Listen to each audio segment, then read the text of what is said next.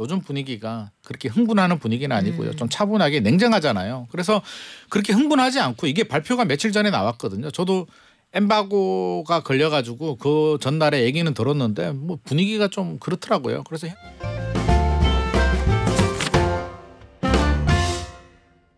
지난해 10월 이후로 줄어들었던 아파트 거래량이 늘어나고 있다고 합니다. 소폭 늘어나는 추세가 이어질까요? 그리고 신생아 특례대출, 아직까지는 대환대출이 많지만 이걸 발판으로 삼아서 새로 집을 마련하시는 분들도 좀 계시는 것 같고요. 서울시는 이 와중에 총 사업비 51조 원짜리 용산 개발 사업을 한다고 합니다. 한 주간의 부동산 현안들 부동산경제연구소 김인만 소장에게 들어볼게요. 안녕하세요. 안녕하세요. 소장님, 우리 제일 따끈따끈한 소식부터 한번 전해볼까요? 네. 청약시장에서 이 동네가 어떻게 되는지 보면 이 시장의 투심을 가늠할 수 있다라고 했었는데 네네. 반포의 메이플자이라고 하는 대단지 아파트. 하지만 일반 분양이 굉장히 적었던 이곳에 네. 사람이 굉장히 많이 몰렸네요. 뭐 당연히 몰리지 않을까. 우리가 한번 소개는 해드렸는데요. 네. 기대 이상으로. 저도 많이 몰릴 거라고는 생각을 했는데 제 기대를 좀 뛰어넘은 것 같습니다. 예상치보다 높습니까? 제 예상치보다는 높습니다. 이게 뭐 좋은 면적이 안 나왔어요. 전용 84도 안 나오고요. 전용 59도 2층밖에 안 나오고 구조도 뭐 그렇게 좋은 건 아니었는데도 그것도 한 세 집밖에 안 나왔잖아요. 네, 맞습니다. 특별 공급이 81가구 총 162가구 모집에 특별 공급이 81가구, 일반 공급이 81가구. 물량도 많지 않았고요. 그러니까요. 특별 공급은 또 조건이 까다롭잖아요. 뭐 생애 최초, 신혼부부 이런 조건이 있어야 되는데 81가구 모집에 만 18명. 와우, 10,000명. 123.7대 1. 특별 공급이 이 정도면 평균이 이 정도니까 굉장히 높게 나왔고요. 유형별로 보면 생애 최초가 460대 1. 생애 최초. 신혼부부가 89대 1이고요. 네. 노부모 부양이 36.8대 1, 다자녀가 17.6대 2, 기관 추천이 3.8대 1. 그러면 우리가 여기서 또 전략을 좀 짤 수는 있죠. 그러면 기관 추천이 가장 유리하구나. 근데 쉽지 기관 않죠. 추천이라는 게 뭐예요, 대체? 여러 가지 유형이 있는데요. 뭐 예를 들어서 탈북자들도 기관 추천에 해당이 됩니다. 그래서 탈북이 되면 물론 무조건 되는 건 아니고요. 네. 해당 기관에서 추천서를 써줘야만 그 되는데 어떤 사람 써주는 거예요? 그 기관에서. 저도 좀 받고 싶은데요. 그 기준까지는 잘 모르겠습니다. 한 번도 만나본 적이 없어서 근데 있다고 합니다. 일상생활에서. 생각보다 네. 탈북자들도 이게 기회가 있다라고 하더라고요. 아니요, 저도 꼭 비단 그 탈북하신 분들뿐만 아니라 여러 가지 유형이 있습니다. 기관 추천으로 물량을 받았다는 사람은 사실 일상생활에서 만나본 적이 없어요.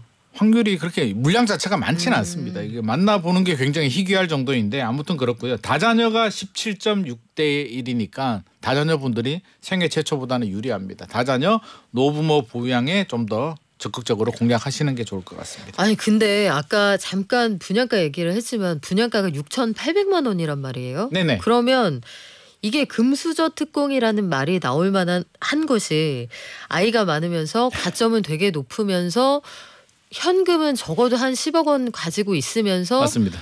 이 조건을 다 충족하는 특공이 그렇게 많이 있을까 싶었는데 이렇게 경쟁률이 높네요. 일반 공급은 400대 1이 넘었습니다. 442대 1. 청약 통장을 사용하는 일반 공급 있잖아요. 예. 가점제로 442대 1이 나왔으니까 저는 한 300대 1 정도 예상을 했거든요. 근데 442대 1이 나왔으니까 굉장히 높고 말씀하신 것처럼 절대 가격이 높아요. 전용 59가 그렇죠. 17억이니까 네. 자금 마련을 해야 되는데 그 가격만 그렇다는 거지 이제 취득세 등등 부대 비용 생각하면 훨씬 더 늘어나죠. 올라가죠. 그럼에도 불구하고 주변 시세가 3.3제곱미터당 평당 1억이 넘으니까 일단 가격 면에서 무조건 유리하니까 들어오신 것 같고요.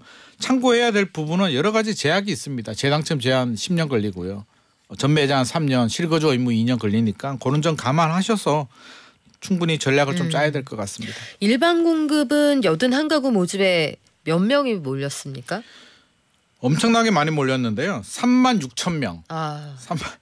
81가구 모집에 36,000명 442대 1이니까 36,000명이면 실제로 36,000명을 줄을 세우면은요.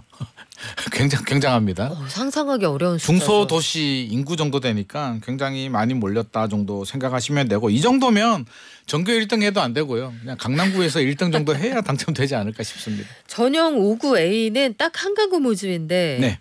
여기도 3,500명, 3,574명이 몰렸고요. 전용 5구 B는 두 가구 모집에 6,635명이 몰렸습니다. 둘 다 저층이라서 사람들이 전통적으로 굉장히 선호하는 형태는 아닌 것 같은데. 아닌데도 불구하고 가격이 저렴하니까 결국에는 가격이 확실히 저렴하면 모든 걸 뛰어넘습니다. 자, 입지와 가격이라는 게 다시 한번 확인이 됐어요. 네네. 그러면 시장에서 대기하고 있는 수요나 투심이 완전히 사라진 건 아니라는 걸 다시 확인할 수가 있는데 다 그런 건 아니잖아요. 맞습니다. 청약 시장이 정말 극과 극이던데요. 이게 청약 시장이 좋아서 이렇게 높은 결과가 나온 게 아니고요. 그냥 메이플 자이의 경쟁력입니다. 입지가 반포 자이 위에 있으니까 뭐 최고급 부촌의 가격이 한 30-40% 저렴하니까 이거는 안 할 수가 없는 거고요. 이걸 가지고 우리가 오판을 하면 안 됩니다. 아, 청약 시장이 좋아지는구나. 투자 심리가 굉장히 살아나는구나가 아니라 오죽하면 이제 옥석 가리기가 확실히 들어간 거죠. 아, 그냥 다른 거 안 할래. 진짜 확실한 것만 할래라는 성향이 강해졌다는 거고요. 이게 좋은 시그널은 아닙니다. 다른 단지들을 보면 평택에도 브레인시티에 이제 아파트가 모집을 했는데요. 712가구 모집에 112명밖에 신청을 하지 않았고요. 미달이네요. 미달이죠. 네. 미달이죠. 부산 수영구 민락동의 아파트는요. 더합니다. 1단지 49가구 모집에 3명. 2단지 106가구 모집에 3명 신청을 했습니다. 이 정도면 뭐 거의 안 했다. 그냥 제로 정도에 가까운데요. 왜 이러냐 보니까 가격이 1단지 전용 84가 최고 12억 9천만 원 나왔다고 합니다. 낮지 부산, 않네요. 그렇죠. 네. 밀락동에. 해운대도 아니고요. 2단지 전용 84는 최고 20억 6천만 원 나오니까 시장의 수요자들이 당연히 외면을 합니다. 아, 비싸다. 20억이 넘어가는군요. 그러니까요. 메이플자이보다 비싸잖아요. 펜트하우스는 80억 원? 펜트하우스는 80억 원. 그러니까 저도 요즘 돈 감각이 없어져요. 이게 80억 그러고요. 우리 얼마 전에 한강변에 나온 아파트는 뭐 160억 그러고 이러니까 이게 진짜. 아니, 우리 간이 너무 커진 거 아니에요, 그러니까 소장님? 제 간이 커진 건지 제가 머리가 이상해진 건지 아무튼 헷갈립니다. 자, 그래서 지금 이게 극과 극이다. 결국은 네네. 입지와 가격을 비교해서 간다. 말씀하신 것처럼 가격이 비싸면 안 산다는 게 확실하게 느껴지는데 맞습니다. 그런데 1월에 아파트 거래량이 좀 늘었어요? 1월 거래량은 늘어났습니다. 제가 그래프 하나 가지고 왔는데요. 네.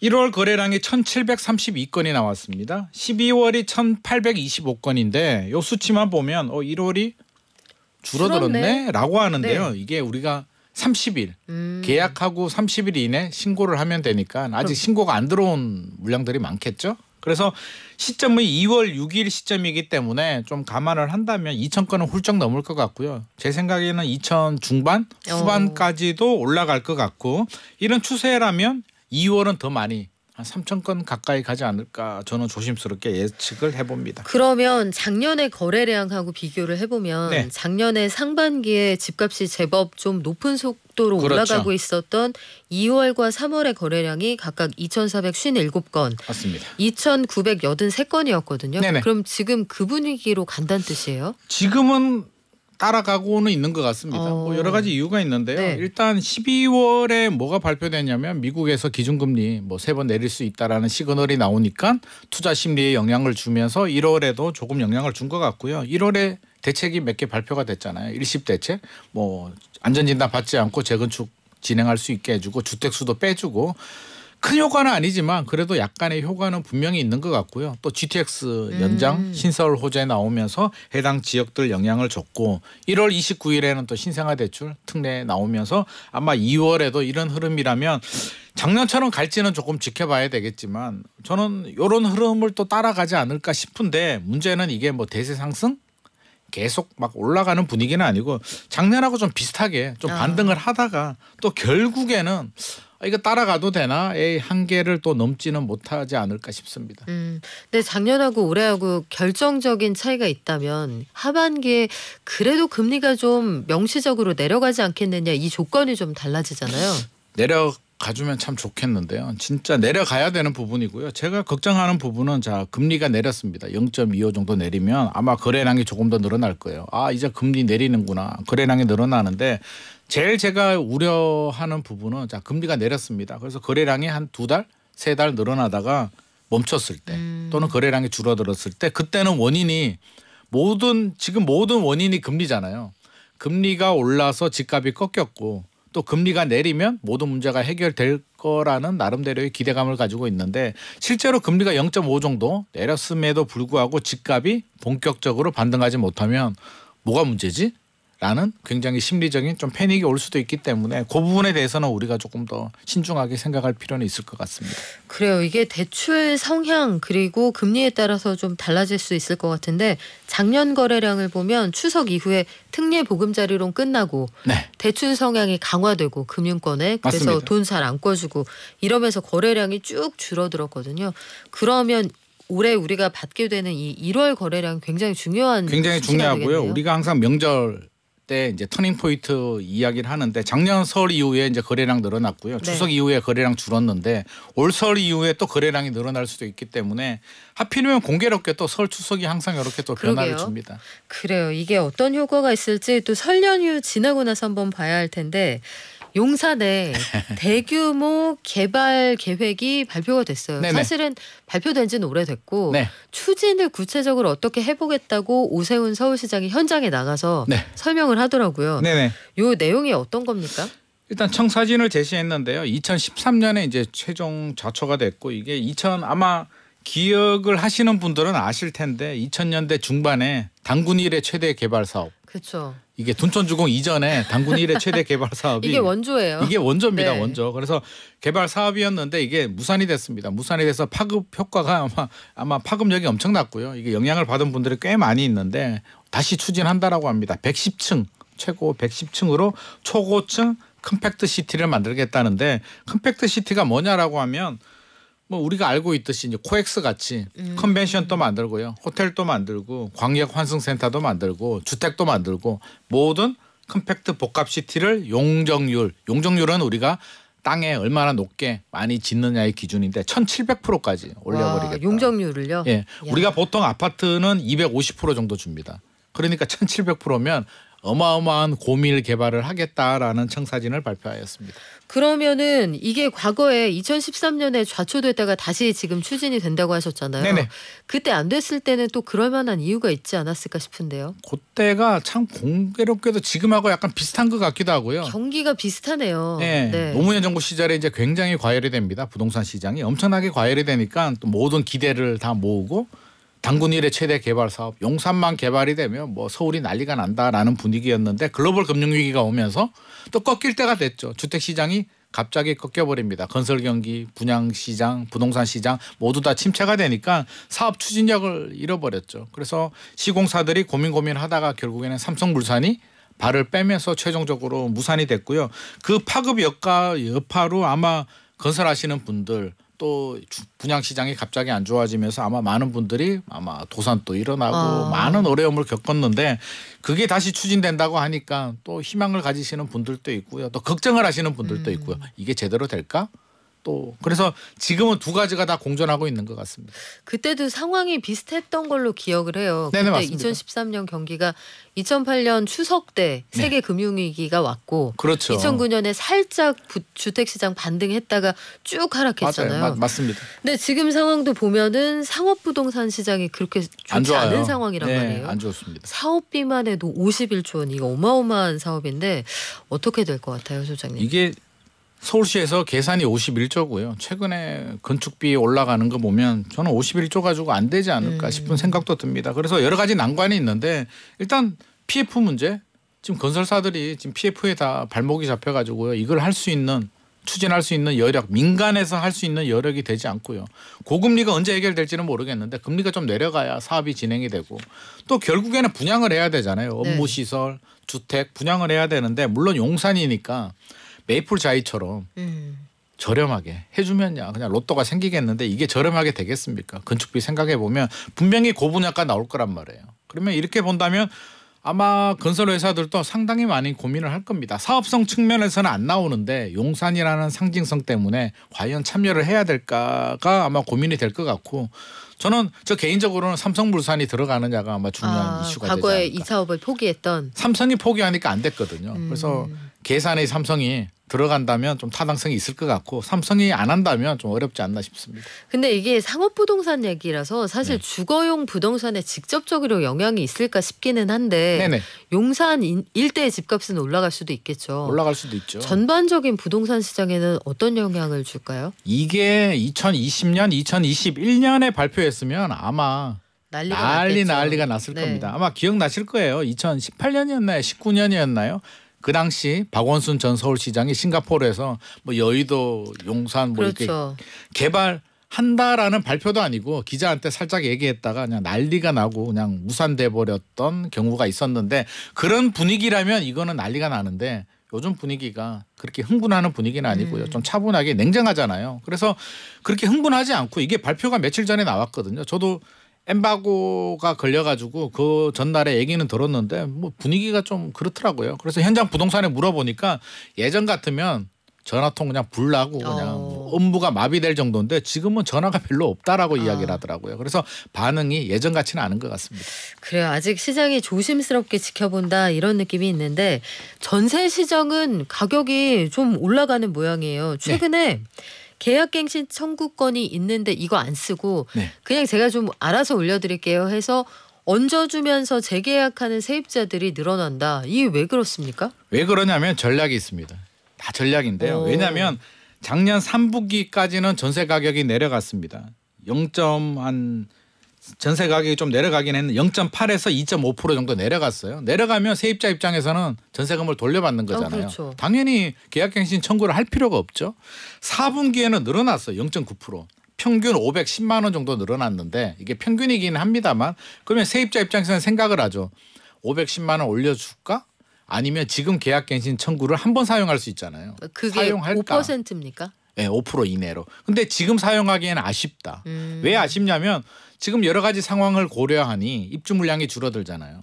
인허가 착공 물량 줄어드는 걸 보면 전세 가격 상승이 앞으로 계속 이어질 거다는데 아마 베팅을 하고 있는 것 같고요. 그러면 지금 500만 원 올려주고 2년 후에 5천만 원 올라갔을 때 나는 계약갱신 청구를 하겠다라는 전략이 숨어 있는 것 같습니다. 그러면 이거 통계로 한번 볼게요. 계약갱신 청구권을 사용하지 않는 비율이 실제로 어느 정도 됩니까? 사용하지 않는 비율이 3분기가 56.2%였고요. 4분기가 63.1%로 늘어났습니다. 많은 분들이 60% 이상이 사용하지 않았는데요. 아껴두시는구나. 아껴두는 거죠. 그래서 갱신권을 사용한 재계약 증액 갱신 비율은 23.4%니까 한 30% 정도가 더 늘어났죠. 사용하지 않는 분들이. 왜? 아니 전세 가격이 떨어지고 많이 안 오르는데 굳이 사용할 필요가 없고 아껴뒀다가 나중에 내가 살짝 올려주고 2년 후에 많이 오르면 그때 사용하겠다라는 전략입니다. 이게 만약에 이분들이 어쨌든 이 집에서 2년 살고 그리고 다시 한번 내가 좀 올려줘서 재계약을 한 거잖아요. 네네. 그러면은 그렇게 시간이 지나가도 계약갱신 청구권은 사용할 수 있는 거예요? 한 번은 무조건 사용할 수 있으니까 이 마지막 카드를 지금 아껴두고 있는 겁니다. 아 그러면 세입자들은 향후에 전세 가격이 올라가는데 베팅하고 있다. 그렇죠. 근데 이게 동네마다 온도 차이가 되게 커요. 소장님. 동네마다 다르죠. 모든 지역이 똑같을 수는 없고요. 전세 가격도 바라보는 관점에 따라서 다른데 빌라 오피스텔이 많이 몰려있는 지역들은 여전히 어려운 부분도 있고요. 오피스텔도 또 올라가는 지역들도 있습니다. 그렇습니까? 그래서 지역마다 그래요? 전체적으로 강남 쪽은 뭐 그렇게 내려가지는 않고 있습니다. 그래서 인기 지역들 역세권에 역전세, 깡통전세 우려가 없는 지역들은 그렇게 떨어지지 않고 있고요. 또 반대로 또 역전세 우려가 있는 이런 강서구라든지 인천 지역들은 또 약세를 보이고 있기 때문에 이거는 제가 평균 통계를 말씀드리는 거고요. 모든 지역의 공통적인 사항은 아닙니다. 그래서 자기가 사는 지역에 입주 물량이 얼마나 되는지 전세 가격 흐름이 어떻게 되는지를 체크를 하고 많이 올랐다 그러면 계약갱신 청구하시는 게 맞고요. 안 올랐다 그러면 굳이 할 필요가 없을 것 같습니다. 전체적으로 이게 계절 같은 것 같아요. 이게 겨울이라서 추운데 양양이나 제주도 갔을 때 가끔 되게 따뜻할 때 있잖아요. 맞습니다. 춥긴 뭐가 추워 이 동네는 되게 따뜻한데 이래버리면 얘기가 안 되잖아요. 맞습니다. 전체적인 흐름 알려드리는 거고요. 우리 통계 마지막으로 주간 단위 아파트 가격 어떻게 변했는지 짧게 전할까요? 주간 통계는 하락폭이 소폭 확대가 됐습니다. 전국은 마이너스 0.01%포인트 확대가 됐고요. 서울은 마이너스긴 합니다. 전체가 마이너스 0.06, 0.05%에서 조금씩 떨어지고는 있는데요. 서울 지방은 0.02%포인트 하락폭이 확대가 됐기 때문에 그렇게 좋은 상황은 아니다. 하지만 통계는 통계일 뿐이다. 지역마다 다 편차는 있습니다. 네, 지금까지 부동산경제연구소 김인난 소장이었습니다. 고맙습니다. 감사합니다.